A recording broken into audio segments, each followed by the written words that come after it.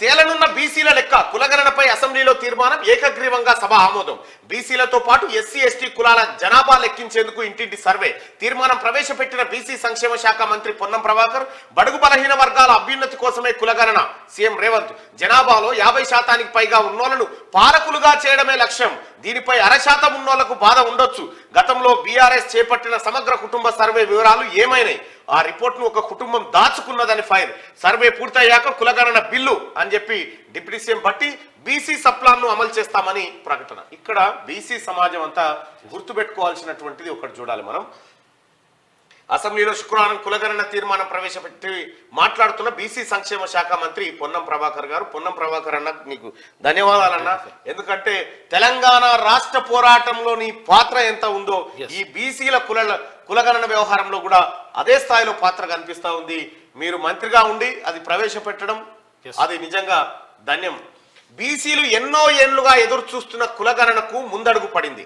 రాష్ట్ర వ్యాప్తంగా కులగణన చేపట్టేందుకు అసెంబ్లీలో ప్రభుత్వం తీర్మానం ప్రవేశపెట్టింది. ఇందులో భాగంగా ఇంటింటి సర్వే చేపట్టి బీసీలతో పాటు ఎస్సీ ఎస్టీ జనాభాను లెక్కించనుంది.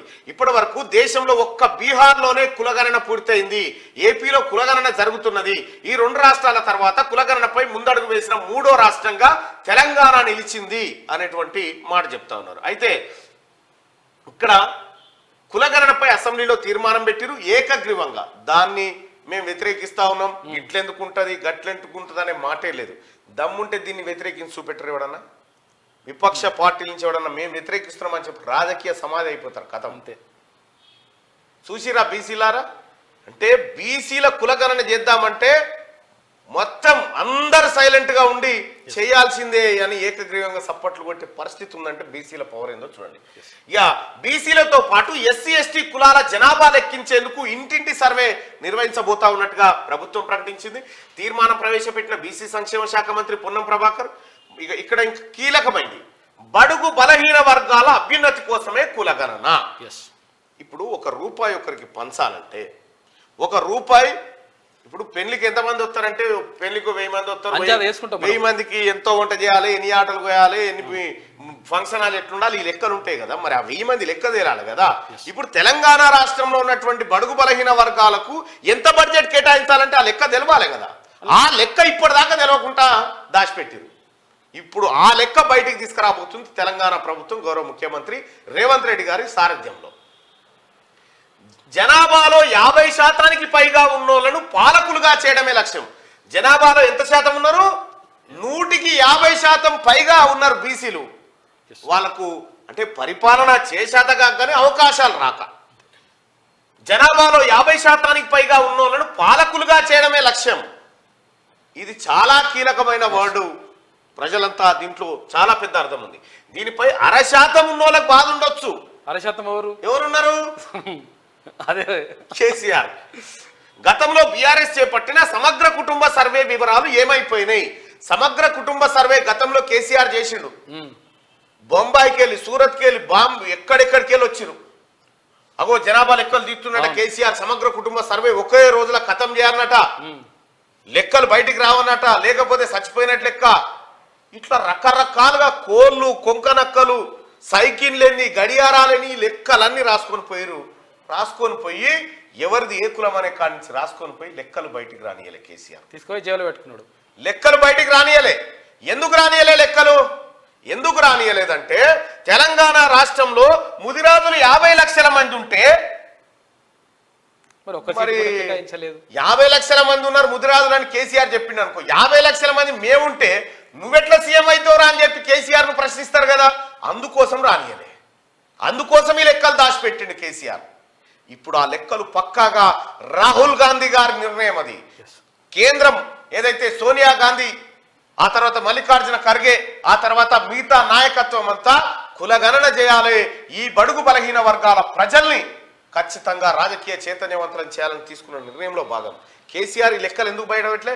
నీవు ఇవాళ అసెంబ్లీలో ఏకగ్రీవంగా మేము కూడా తీర్మానాన్ని ఆమోదిస్తున్నాము, మేము కూడా మద్దతు ప్రకటిస్తున్నామని చెప్పి నీ సమగ్ర కుటుంబ సర్వే వివరాలు బయటపెట్టి కేసీఆర్ చూద్దాం. నువ్వు చేసి దాచిపెట్టినావు కదా, అది ఆ లెక్కలు బయటపెట్టి చూద్దాం. దీనిపై 0.5% ఉన్నోళ్ళకి బాధ ఉండొచ్చు. ఎందుకంటే ఇవి బయట పెడితే కేసీఆర్ కో బాధ. బీసీల లెక్కలు బయటకు వస్తే ఇప్పుడు కేసీఆర్కో బాధ. ఇక మంది అంతా వాళ్ళే ఉన్న తర్వాత మనం ముఖ్యమంత్రులం ఎట్లయితాం రా అని వాళ్ళలో వాళ్ళకు పంచాయతీ అవుతుంది. ఇప్పుడు గతంలో బీఆర్ఎస్ చేపట్టిన సమగ్ర కుటుంబ సర్వే వివరాలు ఏమైనాయి అంటే దాచిపెట్టిండు. సర్వే పూర్తయిన తర్వాత కులగణన పైన బిల్లు పెడతామని చెప్పి డిప్యూటీ సీఎం భట్టి విక్రమార్క గారు చెప్పారు. బీసీ సప్లాన్ను అమలు చేస్తామని ప్రకటించారు. బీసీ సమాజమా, బీసీ ప్రజలారా, దీన్ని లైమ్ లైట్ లో ఉంచాల్సిందే. గత బీఆర్ఎస్ సర్కార్ హయాంలో సమగ్ర కుటుంబ సర్వే నిర్వహించారు, కానీ ఆ వివరాలు ఇప్పటికి బయట పెట్టలేదు. 10 ఏళ్లు ఎందుకు దాచిపెట్టారు? ఆ లెక్కలు పబ్లిక్ డొమైన్ లో అందుబాటులో ఉంచలేదు, కానీ ఆ రిపోర్ట్ ఒక కుటుంబానికి మాత్రం అందుబాటులో ఉంది. ఆ కుటుంబమే ఆ నివేదికను దాచుకున్నది, ఎన్నికలు వచ్చినప్పుడల్లా వాడుకున్నది. ఎవరు ఎంతమంది ఉన్నారో లెక్కలు తీసుకొని కేసీఆర్ ఏం చేసిండు, వాళ్ళ కార్పొరేషన్ పదవని బిస్కెట్లు వేసుకుంటా రాజకీయ పబ్బం గడుపుకున్నాడు కేసీఆర్. రాష్ట్రంలో బీసీల లెక్క తేలనుంది. బీసీలతో పాటు ఎస్సీ ఎస్టీ కులాల జనాభాను ప్రభుత్వం లెక్కించనుంది.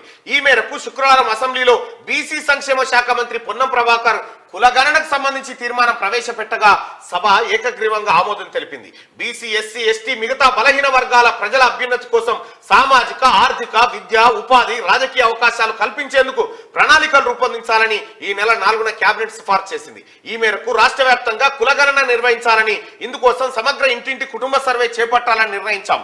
ఇందులో భాగంగా సామాజిక, ఆర్థిక, విద్య, ఉపాధి, రాజకీయ అంశాలపైన సర్వే ఉంటుంది అని తీర్మానంలో ప్రభుత్వం పేర్కొంది. అయితే ఇక్కడ బీసీ, ఎస్సీ, ఎస్టీలది ఎట్లాగైతే లెక్క పెడుతారో మిగతా వాళ్ళది కూడా లెక్క పెట్టుకుంటూ పని అయిపోతుంది.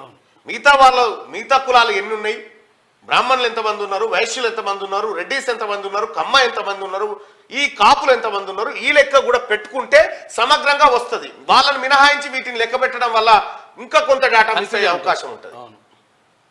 బడుగు బలహీన వర్గాల అభ్యున్నతి కోసం కాంగ్రెస్ పనిచేస్తుందని సీఎం రేవంత్ రెడ్డి తెలిపారు. బడుగు బలహీన వర్గాలను బలపరిచేందుకే కులగణన నిర్వహిస్తున్నామని చెప్పారు. బలహీన వర్గాలను పాలకులుగా చేయడమే తమ ముఖ్య ఉద్దేశమని పేర్కొన్నారు. కులగణన తీర్మానంపై చర్చ సందర్భంగా అసెంబ్లీలో రేవంత్ మాట్లాడారు. యూపీఏ హయాంలో మైనార్టీల కోసం జస్టిస్ సచార్ కమిటీని ఏర్పాటు చేశారని, అది చరిత్రలో నిలిచిపోయే నిర్ణయమని పేర్కొన్నారు. రాహుల్ గాంధీ ఇచ్చిన హామీ మేరకు కులగణన చేపడుతున్నామని ఆయన తెలిపారు. సరే,